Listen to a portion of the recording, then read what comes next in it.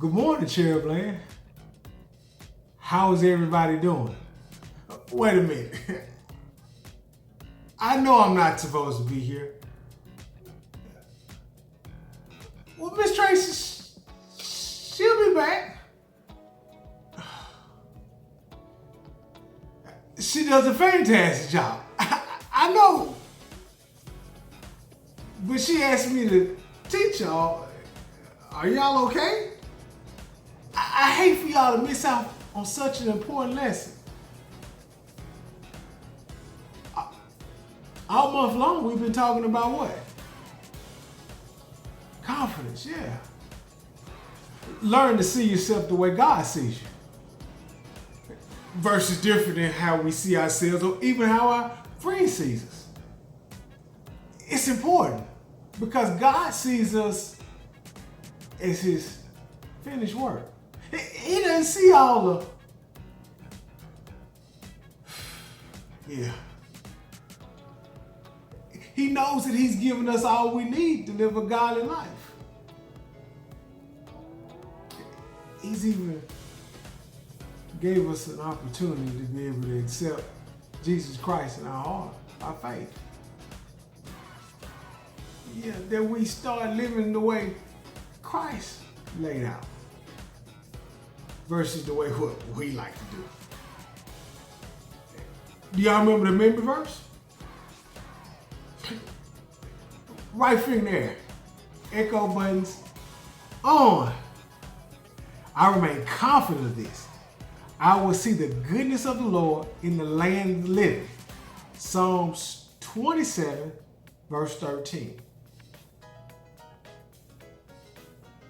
Remember, like last week, to remain something that means that something's got to be pulling us. Something's got to be taking our attention or making us lose hope, potentially. But through God's word, like we looked at last week, as we read, it gives us confidence because God tells us who we know us to be, who he sees us to be, who he knows we will be. So we can remain what? Confident. Yeah. That we'll see the goodness of the Lord, all of his blessings, not the material stuff, but the peace, the joy, the forgiveness, the self-control, the meekness. All those things we'll see where? In the land of the living while we're here in this body. Yeah, we definitely have a promise that when we die, we'll be with him. But his blessings are for us here today while we live. That others can see and say, hey, how did you get that? Or why aren't you? But he just hit you. Or she just pushed you. Or they took your pencil. Why aren't you upset?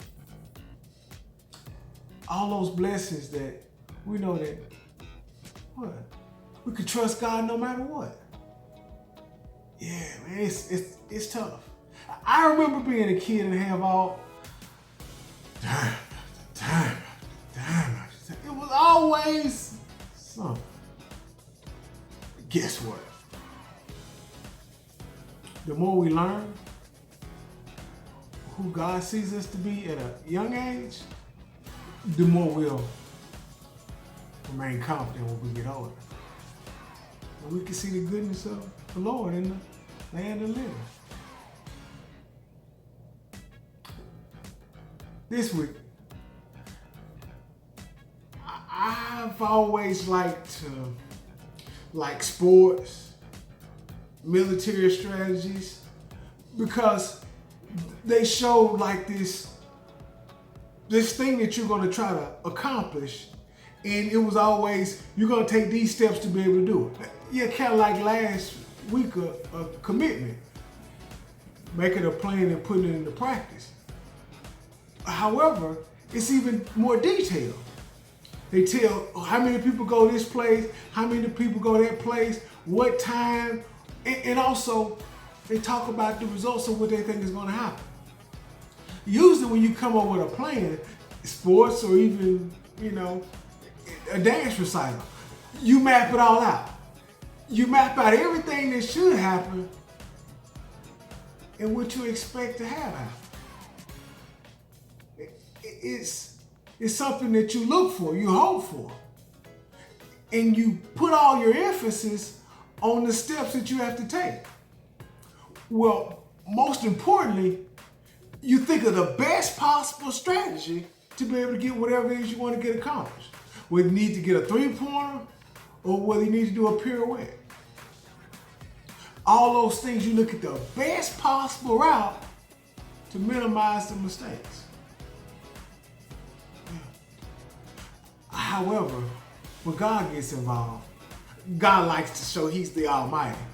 So He always puts the deck stacked against Him and waits to the ninth hour to be able to show He's the Almighty. He's a jealous God. And He's got all the reason to be, because there's nobody greater than Him. We can have confidence in that. Yeah. Even when times get tough for us, we could trust in God no matter what. So this week, Joshua, Moses is dead and they're about to go take a city. Well, a city is something that usually is fortified and it's a lot of things that go on to be able to get there. I tell you what, I'll give you all the details if you can hang around. It may be pretty interesting. It may be something that you can apply in your day-to-day battles. Hang in there. Thanks for hanging there with me. So, this week, it's a little bit different. Like I said before, we all have a game plan when we go into a strategy. Basketball, baseball, gymnastics, whatever it may be. But in this week, we'll learn a little bit something different. If you had to go from point A to point C, you would take the easiest route, wouldn't you? If you had to go, let's say, to up a flight of steps, you would take the easiest route, wouldn't you? If you had to put some things in a shopping cart, you would make it easy as possible, wouldn't you? You would do whatever it takes to minimize the effort that you have. Well, this week, it's a little bit different. We'll learn that God's plan is the best plan. And God being Almighty, He didn't really have to make it easy. He has a plan usually that puts everybody else out of the way so He can get all the glory. You remember, He's a jealous God. So, the Israelites, you remember, they were in Egypt. They with Moses, and they got the 10 Commandments, and Moses died, and now they're about to go into the Promised Land. God allowed them to be able to walk across the Jordan River on dry land. There were some Amorites and some Canaanites in the land that God had promised them. Yeah. You would think, why wouldn't it already be empty? If God said that it was for them, why wouldn't God have already cleared the people out? That's the easy route that we look at. It makes all the sense in the world that we see things this way. God has the best plan. So guess what happened? Well, they had the Ark of the Covenant. You remember that was where the 10 Commandments and also the rod that, that budded to make Aaron the high priest, that were actually in there and the priests carried them. Well, they carried them with them. Well, as they were going in, there was this place called Jericho. And Jericho had these huge, thick walls. And the walls weren't just like a straight up wall. It was actually a wall wide enough to have like archers on there to be able to shoot arrows if, let's say, for instance, the enemy would come in. It was huge and thick for protection of the people of Jericho, so nobody could actually come in. So the mindset would be, let's find the weakest place and let's all attack it, right? That wasn't God's plan. You say, what was God's plan? No, it wasn't getting a cannon. They didn't have cannons back then. They had battering rams though. What do you think God's plan was? Pretty interesting. How about this? Joshua goes out and there's this guy. And Joshua draws his sword out and asks him, are you for us or are you against us? Are you with our enemy? The guy responds back and said, neither. I'm the commander of the army of the angels of the Lord. Joshua's meeting the commander of the Lord's army. Well, Joshua was also the commander of the army of his people. God tells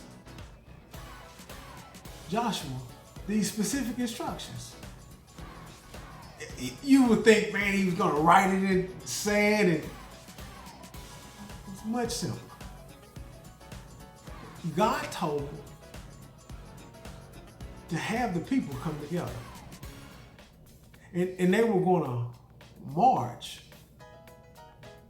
around the walls.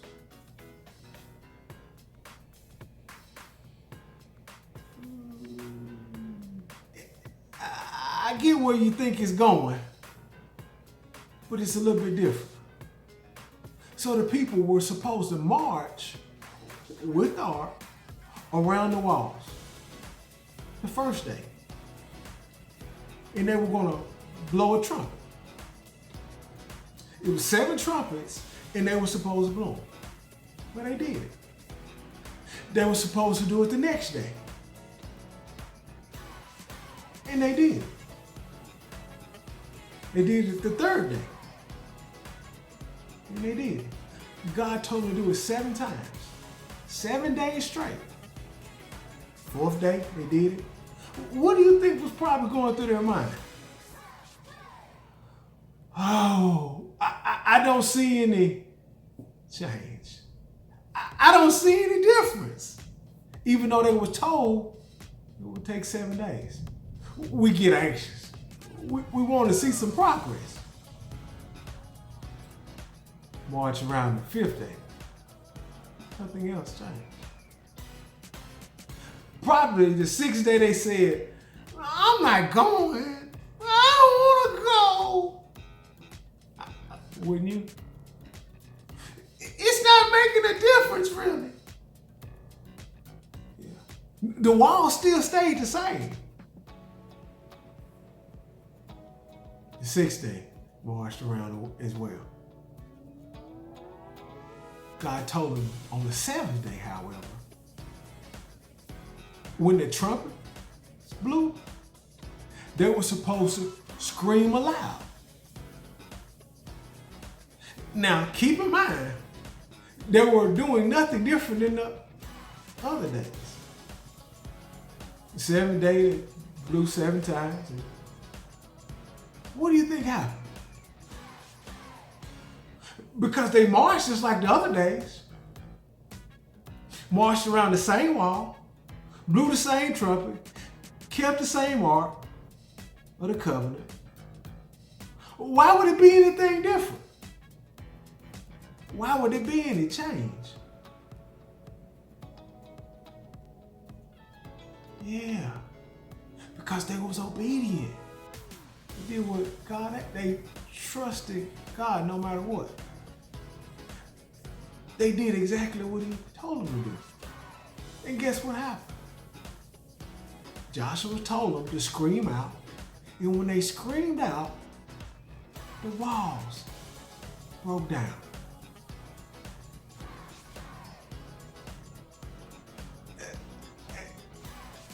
You probably asked, well, why you just didn't do it the first day? Because God was letting the people know it was not by their power, nor by their might, but it was by just Him alone. Because they trusted in Him no matter what. They did something that was, nobody would even think of anything like that. Nobody wouldn't try anything like that today. But actuality, they probably should. It worked for them. Once the walls came tumbling down, the Israelites ran in there and they did just what God told them to do. Took over the city. You say, well, Mr. Elwood, what does that got to do with me? I'm not in the army. I totally get it. At times, God tells us to march around walls 7 times. Maybe the bully that always bumps into me at lunchtime. Or the girl that always tells me, oh, I don't like your shoes, or I don't like your hair, or why does your hair look like that? Or the guys that don't want me to play with them. Maybe I should go back again, and again, and again, and again. Having what? Not having faith that they'll change their mind, but having faith that God would change their mind for me. Praying that,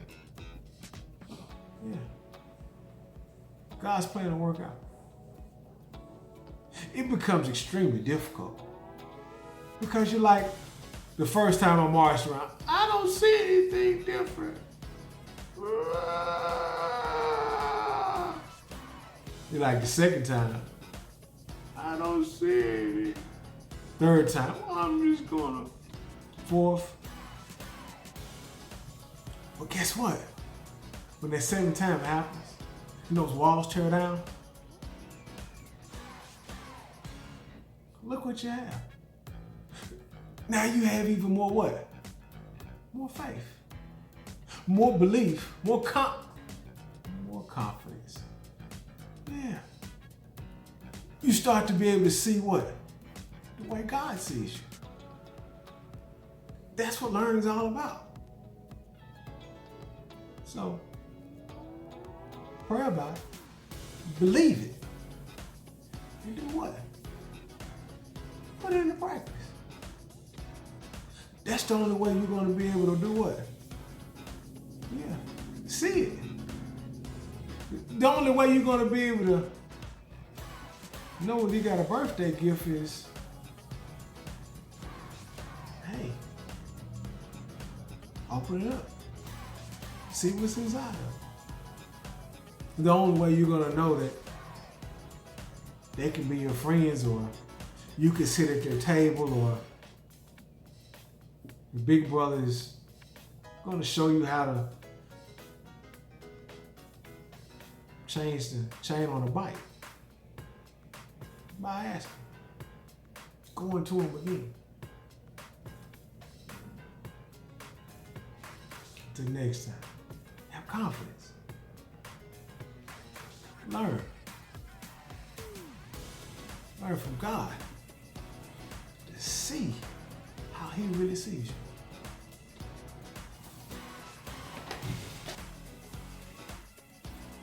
Well, the 7th time, the 7th day, they marched around the walls 7 times. And when they marched around 7 times, God told them to do what? Still, blow the trumpet. However, He added they should scream extremely loud. And when they screamed extremely loud, guess what happened? Yeah, the wall came down. The same march, Yeah, it was a different amount of times the seventh time, but same trumpet, same people. Because they were what? Obedient.